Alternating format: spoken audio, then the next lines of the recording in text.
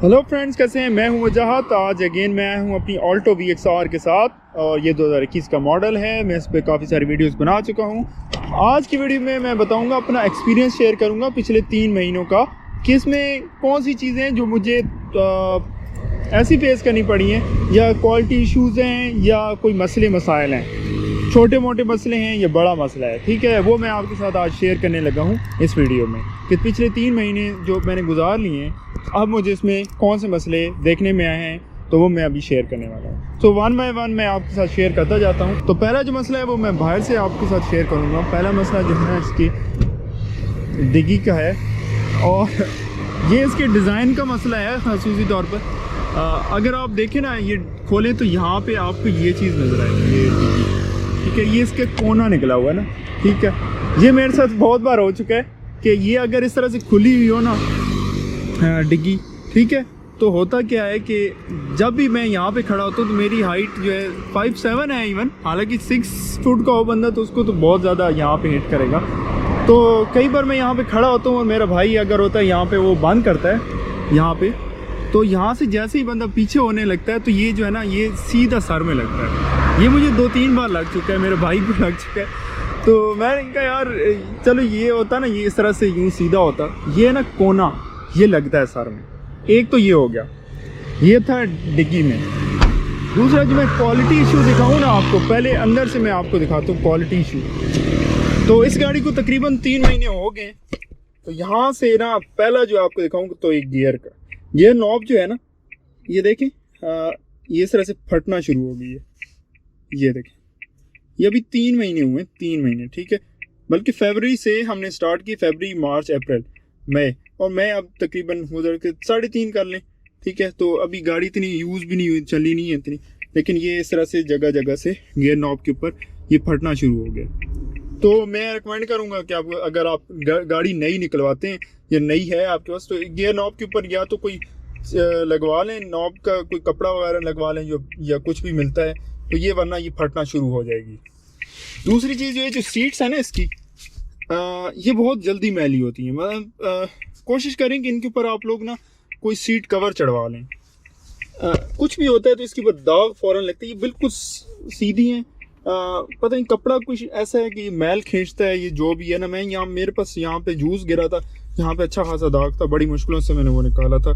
तो खैर वो तो जूस तो कहीं भी गिरा है गाड़ी में, तो लेकिन इसका ना स्पेसिफिकली मैंने नोट की, सीट्स और इंटीरियर जो है ना, ये बहुत जल्दी गंदा होता है। जैसे है ना, हल्का सा यहाँ से पाँव लगा इस तरह से, तो ये मट्टी खींचता है। ये मट्टी, इसका जो इंटीरियर है ना, वो मट्टी खींचता है। मैंने ये नोट किया।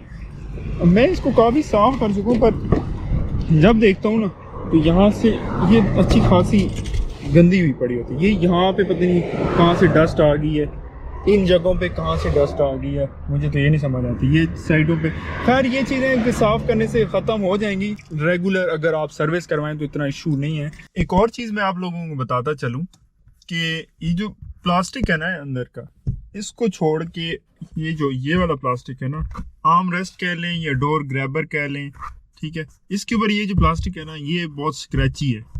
अभी टाइम देखें कितना हुआ है, और साथ में स्क्रैच देखें कितने ज़्यादा हैं। स्क्रैच अच्छे खासे लगे हुए हैं। मुझे ये भी नहीं पता कि यहाँ पे कैसे ये लगे हैं, हालांकि यहाँ तो बंदा चाबी रखता भी नहीं है भाई, किस तरह से लगे। ये शायद जो बटन होते हैं ना कमीज़ के साथ या शर्ट के साथ, या तो उसके साथ लगे हुए हैं, या इस तरह से कुछ, मुझे ये पता नहीं लगा ये कब लगी है ना स्क्रैच। तो ये प्लास्टिक का मटेरियल बताते हैं कि किस किस्म का है।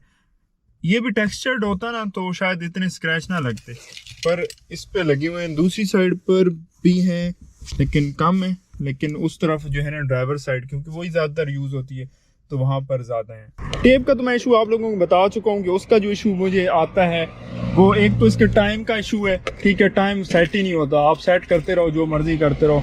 ये इसके ऑडियो यूनिट के साथ मसला है, और ये कभी कभार आपका साथ इस तरह से छोड़ जाएगी, ऑन नहीं होगी, तो आपको यहाँ से रीसेट करना पड़ेगा पिन डाल के, या बैटरी से रीसेट करना पड़ेगा। ये हो गया इशू। फिर एक और जो इशू आ गया, अच्छा ये हैं तो इश्यूज़, लेकिन छोटे छोटे इशूज़ हैं, लेकिन इशूज़ हैं। एक और जो फ्लॉ लगता है, मसला तो नहीं है, फ्लॉ कहूँगा, कि ये जो इसके साइड मिरर्स हैं ना, मुझे ये थोड़े से ना छोटे लगते हैं, थोड़े से वाइड होते हैं ना इस तरह से, ये गाड़ी को फुल कवर नहीं करते।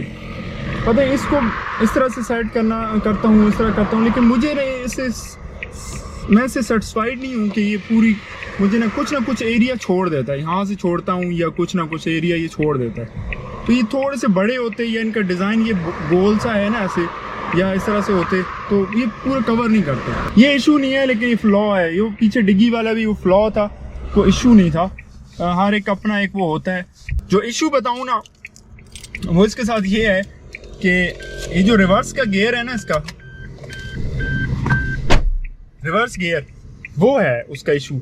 मैं आपको बताऊं, मैं फर्स्ट वीडियोस मैंने जो बनाई थी उसमें मैंने बताया भी था कि ये इशू जो है, मैं सुजुकी वालों के पास गया और उनको बताया भी, पर उनको कुछ खास समझ नहीं आया कि ये जो गियर है ना, फर्स्ट गियर बड़े आराम से लगता है, second, third and fourth and fifth सब गियर्स बहुत मज़े से लगते हैं, बहुत सॉफ्ट हैं और ईजी हैं। लेकिन जो इसका रिवर्स गियर है ना, वो इस तरह आवाज़ करता है। अभी पता नहीं आवाज़ आएगी कि नहीं आएगी, क्योंकि जब भी आप कोई इशू को करने लगो तो वो ये जो आवाज़ है ना,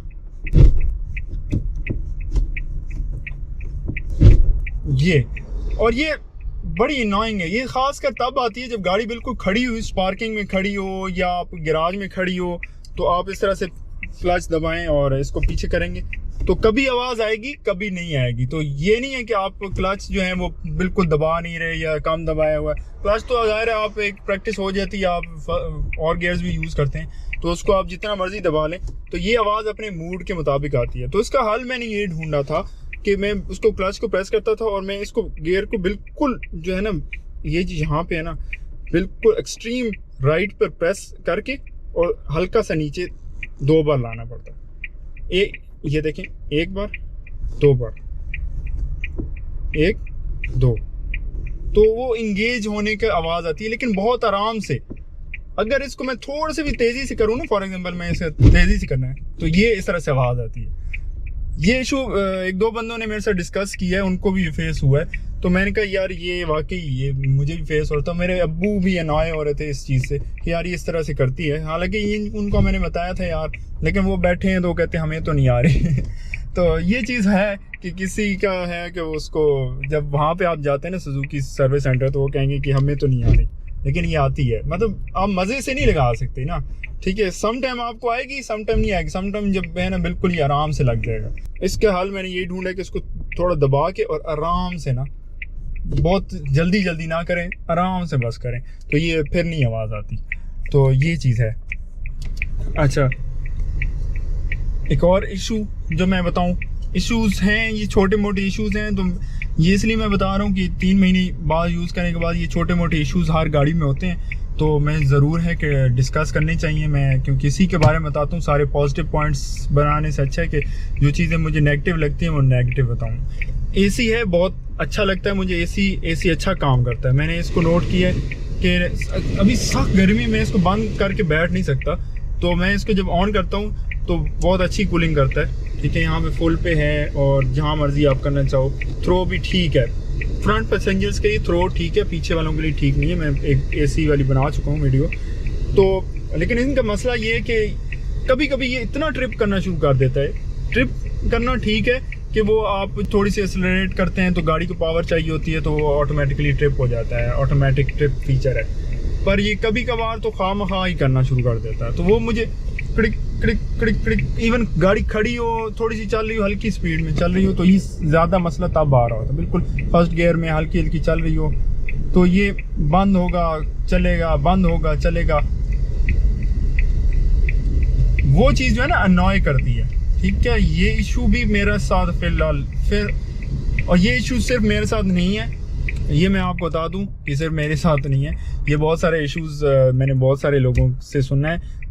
तो ये इश्यूज़ मैं कंफर्म करके बता रहा हूँ ना, वो इश्यूज़ हैं। क्योंकि कुछ लोग कहते हैं भाई आपकी स्पेसिफिक गाड़ी में ये चीज़ होगी, नहीं, ये चीज़ है मेरे साथ। कई लोग एग्री करेंगे इस बात से। एक और चीज़ जो इशू मुझे फ़िलहाल फेस नहीं आया, मैंने फेस नहीं किया और मैं उसको टेस्ट करूँगा बाकायदा।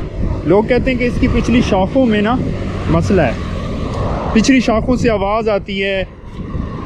फ़िलहाल मैंने उसको ऐसा कुछ नोट नहीं किया, मैं आपको सच बताऊं, मैं लॉन्ग ट्रिप्स पे भी गया हूं, मैंने गाड़ी में बंदे भी बिठाए पर मुझे इस तरह के कोई इशू नहीं आया। वो कहते हैं कि पिछली शॉकों में मसला है, कोई मसला नहीं है।